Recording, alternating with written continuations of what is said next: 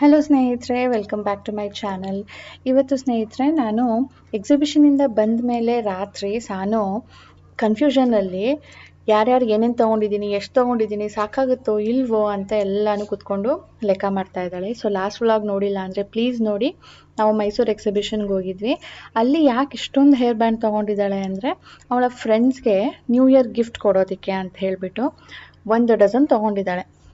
ಅದಕ್ಕೆ ಯಾವುದಾದ್ರೂ ಬಿಟ್ಬಿಟ್ಟಿದ್ದೀನಾ, ಎಲ್ಲ ಸರಿಯಾಗಿ ತೊಗೊಂಡಿದ್ದೀನಾ ಇಲ್ವಾ ಅಂತ ಫುಲ್ ಕನ್ಫ್ಯೂಷನಲ್ಲಿ ನೋಡಿ ಲೆಕ್ಕ ಹಾಕ್ತಾ ಕೂತಿದ್ದಾಳೆ. ಇದ್ರ ಜೊತೆ ನಾನು ಒಂದು ಅರ್ಧ ಡಜನ್ ಇಯರಿಂಗ್ಸ್ ತೊಗೊಂಡಿದ್ದೀನಿ, ಚೆನ್ನಾಗಿ ಸಿಕ್ತು ಅಂತ ಹೇಳಿಬಿಟ್ಟು. ಅದಾದಮೇಲೆ ಸಾನು 2 ಬುಕ್ ತೊಗೊಂಡ್ಳು. ಆಮೇಲೆ ತಿನ್ನೋದು, ಆಟ ಆಡೋದು ಅಷ್ಟೇ, ಮತ್ತೆ ಬಟ್ಟೆಗಳೆಲ್ಲ ಶಾಪಿಂಗ್ ಮಾಡೋದಕ್ಕೆ ಹೋಗಲಿಲ್ಲ. ಸೊ ಅದು ನಾವು ಎಕ್ಸಿಬಿಷನ್ಗೆ ನಿನ್ನೆ ಹೋಗಿದ್ದು. ಇವತ್ತು ಹೋಲ್ ಡೇ ಬೇರೆ ಕೆಲಸದಲ್ಲಿ ಬ್ಯುಸಿ ಇದ್ದರು ರಾಜೇಶ್ ಆ್ಯಂಡ್ ನನ್ನ ಪೇರೆಂಟ್ಸ್ ಕೂಡ. ಅದಕ್ಕೆ ಸಂಜೆ ಫ್ರೀ ಮಾಡಿಕೊಂಡು ಈಗ 6:30 ಟೈಮು. ಇದು ಜಾಕಿ ಕ್ವಾಟ್ರಸ್ನ ಸರ್ಕಲ್, ಇಲ್ಲಿಂದ ಚಾಮುಂಡಿ ಬೆಟ್ಟಕ್ಕೆ ಹೋಗೋದು. ಇಲ್ಲಿ ನೋಡಿ, ಈ ಸೈಡಲ್ಲಿ ಹೋದರೆ ಚಾಮುಂಡಿ ಬೆಟ್ಟದ ರೋಡ್ ಅದು. ನಾವು ಎಲ್ಲಿರೋದು ಏರಿಯಾ ಅಂತ ನೀವು ಕೇಳೋದಾದರೆ, ನಾವು ಸಿದ್ಧಾರ್ಥ ಲೇಔಟಲ್ಲಿ ಇರೋದು. ಸೊ ಈ ರೋಡಲ್ಲಿ ಸ್ನೇಹಿತರೆ ಯಾವಾಗ್ಲೂ ಫ್ರೀ ಆಗಿರುತ್ತೆ. ಇಲ್ಲಿ ಜಾಸ್ತಿ ಟ್ರಾಫಿಕ್ ಜಾಮ್ ಇರ್ತಾ ಇರಲಿಲ್ಲ. ಈಗ ಇಲ್ಲೂ ಸ್ಲೋ ಮೂವಿಂಗ್ ಆಗ್ಬಿಟ್ಟಿದೆ, ಜಾಮ್ ಆಗಿಬಿಟ್ಟಿತ್ತು. ಮೈಸೂರು ಅಂದರೆ ನಮಗೆ ಏನು ಬರುತ್ತೆ ನೆನಪಿಗೆ ಅಂದರೆ, ಎಲ್ಲ ಏರಿಯಾಸೂ ಹತ್ತಿರ ಇದೆ, ಟ್ರಾಫಿಕ್ ಜಾಮ್ ಇರೋದಿಲ್ಲ, ಟ್ರಾಫಿಕ್ಕೇ ಇರೋದಿಲ್ಲ. ಎಲ್ಲೇ ಹೋಗಬೇಕು, ಎಷ್ಟೇ ದೂರದ ಏರಿಯಾಗೆ ಹೋಗಬೇಕು ಅಂದ್ರೂ 20 to half an hour ಅಷ್ಟೇ. ಅಷ್ಟರಲ್ಲೇ ನಾವು ಎಲ್ಲ ಕಡೆನೂ ಓಡಾಡ್ಬೋದು ಅಂತ ನಮ್ಮ ಥಿಂಕಿಂಗ್ ಇದ್ದಿದ್ದು. ಆದರೆ ಈಗ ಮೈಸೂರು ಈಸ್ ಚೇಂಜಿಂಗ್. ಇಲ್ಲೂ ಕೂಡ ಜಾಮ್ಗಳಾಗ್ತಾ ಇದೆ, ತುಂಬ ವೆಹಿಕಲ್ಸ್ ಮೂವ್ಮೆಂಟ್ ಇದೆ. ಒಂಥರ ಮಿನಿ ಬ್ಯಾಂಗ್ಳೂರು ಥರನೇ ಅನ್ಸೋದಕ್ಕೆ ಶುರುವಾಗುತ್ತೆ. ನಮಗೆ ಬ್ಯಾಂಗ್ಳೂರಲ್ಲಿ ಟ್ರಾಫಿಕ್ಕು ಎಷ್ಟು ಬೇಜಾರಾಗುತ್ತೆ ಅಂದರೆ, ಟ್ರಾಫಿಕಲ್ಲೇ ಟೈಮ್ ಕಳಿಬೇಕಲ್ಲಪ್ಪ ಅಂತ ಅನಿಸುತ್ತೆ. ಎಲ್ಲಾದರೂ ಫಂಕ್ಷನ್ಗೆ ಹೋಗಬೇಕು ಅಂದ್ರೂ ಎಷ್ಟು ದೂರ ಇದೆ, ಯಾವ ಏರಿಯಾದಲ್ಲಿದೆ ಅಂತ ಯೋಚನೆ ಮಾಡಬೇಕು. ಆ ಥರ ಈಗ ಮೈಸೂರಲ್ಲೂ ಕೂಡ ಆಗ್ತಾ ಇದೆ. ಸೊ ನಾವಿವಾಗ ಬಂದಿದ್ದೀವಿ ಮಾಲ್ ಆಫ್ ಮೈಸೂರಿಗೆ. ಇದು ಅದೇ ರೋಡಲ್ಲಿರೋದು, ನಂಜನಗೂಡು ರೋಡ್ ಅಂತಲೂ ಕೂಡ ಹೇಳ್ತಾರೆ ಇದಕ್ಕೆ. ಬನ್ನಿ ಇವತ್ತು ಮಾಲ್ ಆಫ್ ಮೈಸೂರನ್ನ ಎಕ್ಸ್ಪ್ಲೋರ್ ಮಾಡೋಣ.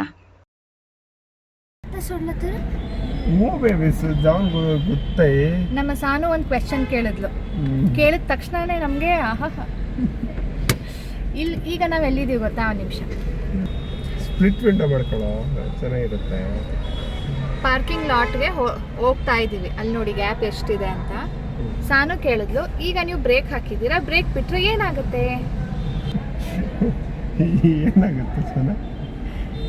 ಇದಕ್ಕೂ ಸೈನ್ಸ್ ಬೇಕಾ ನಿನಗೆ?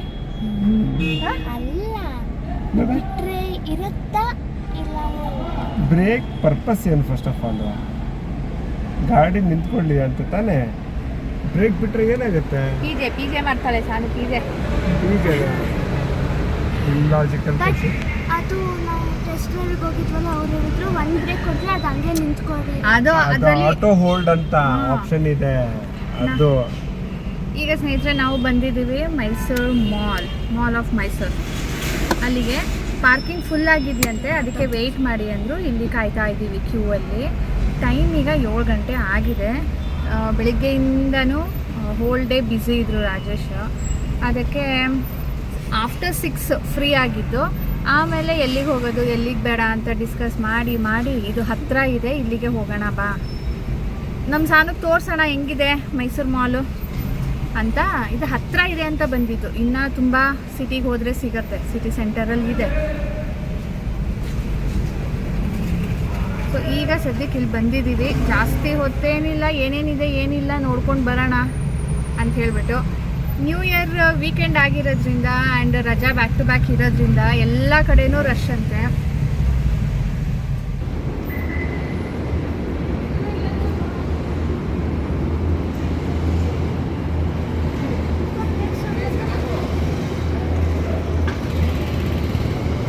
ಎಲ್ಲ ಕಡೆ ಕೆಳಗಡೆ ಮೇಲ್ಗಡೆ ಎರಡೂ ಬ್ಯುಸಿ ಆಗಿಬಿಟ್ಟಿದೆ. ಕಾದು ಹಾಕಬೇಕು.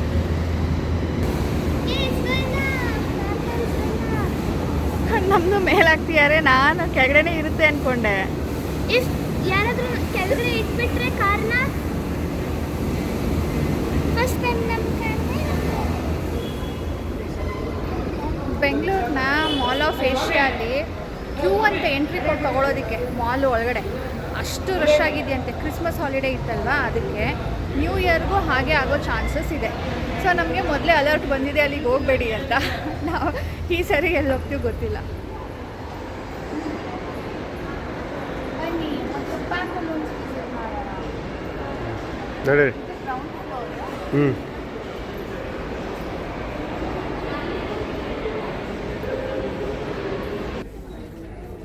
ಏನು ಹ್ಯಾಂಡ್ ಬ್ಯಾಗ್ಸ್ 30% ಡಿಸ್ಕೌಂಟ್ ಇದೆಯಲ್ಲ ನೋಡಿ, ಚೆನ್ನಾಗಿದ್ರೆ ಎತ್ಕೊ ಒಂದು.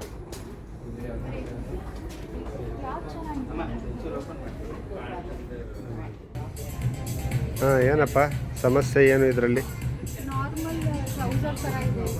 ಹಾಂ, ಓಕೆ. ಹಾಂ, ಶಾರ್ಟ್ ಇದು ಇನ್ಶರ್ಟ್ ಮೆಟೀರಿಯಲ್ ಅಲ್ಲ ಇದು. ಹ್ಞೂ, ಓಕೆ, ಅದನ್ನು ತೊಗೊಂಡೋದಲ್ಲ ನೋಡೋದು. ಬಂಗಾರಿ ಸೈಲೆಂಟಾಗಿ ಕೂತ್ಕೊಬಿಟ್ಟಿದ್ದೀರಾ?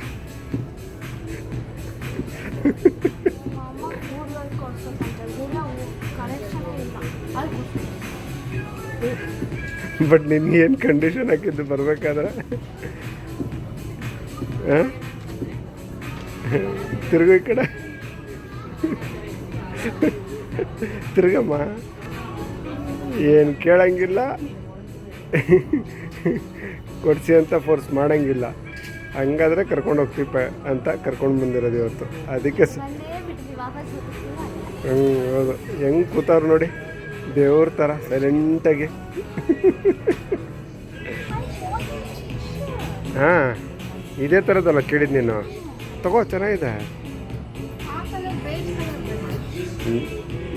ಸಿಕ್ಕಿದಾಗ ಯಾವ ಕಲರ್ ಅಂತ ಯೋಚನೆ ಮಾಡಬಾರ್ದು.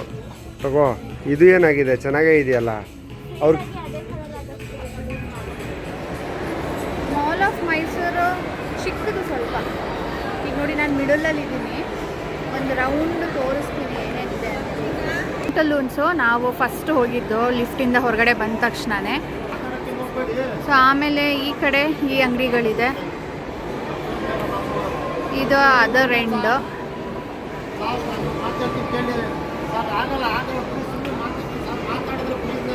ಸೊ ಇದು ಒಂದು ಅಂಗಡಿ. ಒಂದು ರೋ ಅಲ್ಲಿ 1 2 3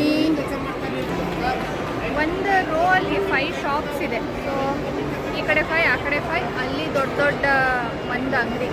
ಇನ್ನು ಆ ಥರದ್ದು 1 2 3 ಫ್ಲೋರ್ಸ್ ಇದೆ ಮೇಲೆ. 2ರಲ್ಲಿ ಮಾತ್ರನೇ ಅಂಗಡಿಗಳು, ಬಾಕಿದ್ರಲ್ಲಿ ಮೇಲ್ಗಡೆ ಫುಡ್ ಕೋರ್ಟು, ಮೂವಿದು ಥಿಯೇಟರ್ಗಳು ಇದೆ.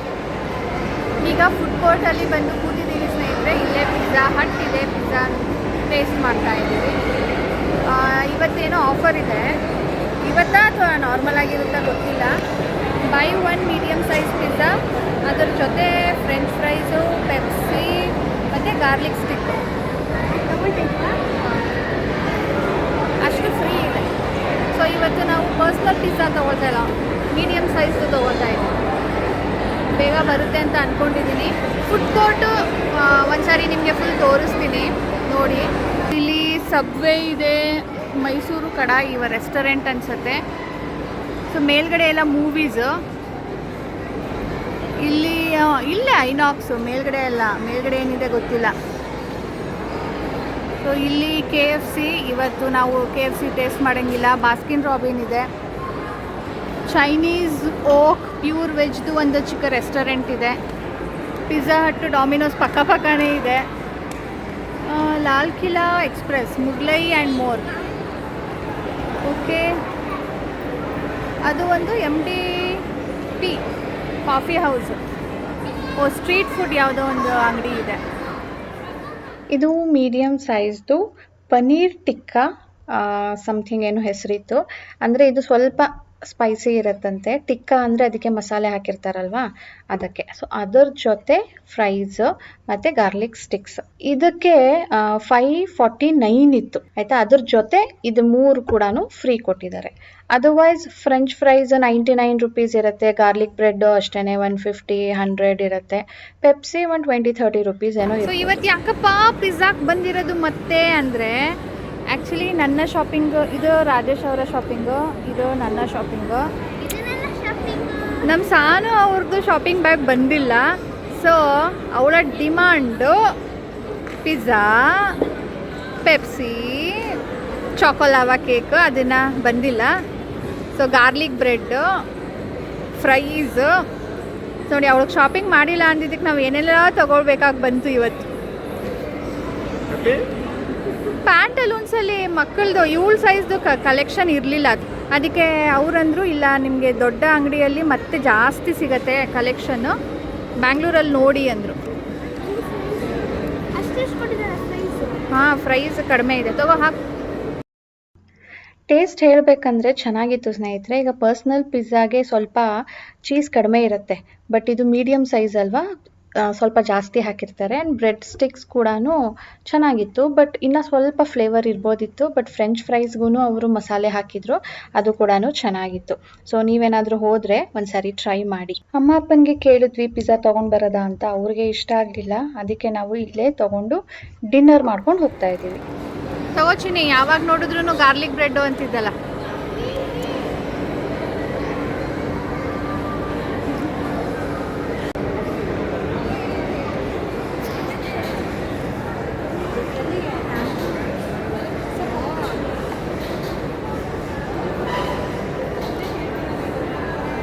ಇದು ಚೆನ್ನಾಗಿದೆಯಲ್ಲ ವೇರಿಯಂಟು.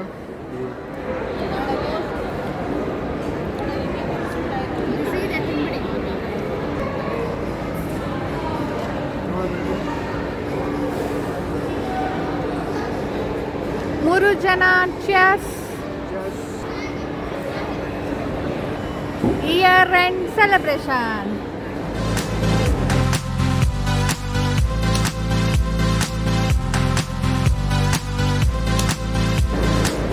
ಏನು ಹೇಳು, ಜೋರು. This is better than ಮುಖ ನೋಡೋಕ್ಕಾಗೋದಿಲ್ಲ ಸ್ನೇಹಿತರೆ. ನಾವೇನಾದರೂ ತೊಗೊಂಡ್ಬಿಟ್ರೆ ಇವಳಿಗೆ ಬಿಟ್ಬಿಟ್ಟು, ಇವಾಗ ನೋಡಿ ಹೆಂಗೆ ಅರಳಿದೆ ಅಂತ. But you are looking sad. ಯಾಕೆ ಹಾಗೆ? ಅವಳು ಏನು ಹೇಳಿದ್ಲು ಗೊತ್ತಾ, this treat is better than clothes ಅಂತ. ನೆಕ್ಸ್ಟ್ ಒಂದು ಚಾಕೋ ಲಾವಾ ಕೇಕ್ ತೊಗೊಂಡಿದ್ವಿ. ಇದು ಸಾನುಗೂ ಇಷ್ಟ ತುಂಬಾ. ನಾವು ಯಾವಾಗಲೂ ಇದು ತೊಗೊಳ್ತಾ ಇರಲಿಲ್ಲ. ಇಯರ್ ಎಂಡ್ ಸೆಲೆಬ್ರೇಷನ್ ಅಂದ್ಬಿಟ್ಟು ಇವತ್ತು ಟ್ರೈ ಮಾಡ್ತಾ ಇದ್ದೀವಿ. Ending our year with the choco lava cake. Burst of choco. ಆಹಾ, ಕೋಕೋ ತುಂಬಿರುತ್ತೆ. ಡಾರ್ಕ್ ಚಾಕ್ಲೇಟ್ ಅಂತೂ ಆಹಾ ಸುರಿತಾ ಇರುತ್ತೆ ಹರಿದು. ನಿನಗೂ ಇಷ್ಟ ಅಂದೆಲ್ಲಪ್ಪ, ತಗೊಳ್ಳೋ ಡಾರ್ಕ್ ಚಾಕ್ಲೇಟು.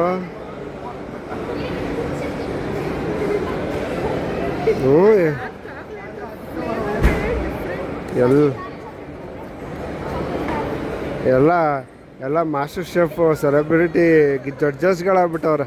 ಕಣ್ಣು ಮುಚ್ಕೊಂಡು ಸ್ವಾದ ಸವಿಯೋದು. ಓಹೋ, ನೀವು ಚಾಕ್ಲೇಟ್ ತಿನ್ನಲ್ಲ, ನೀವು milk chocolate dark chocolate difference ನೋಡಿ ಟೇಸ್ಟ್ ಮಾಡಿಬಿಟ್ಟು. You love dark chocolate.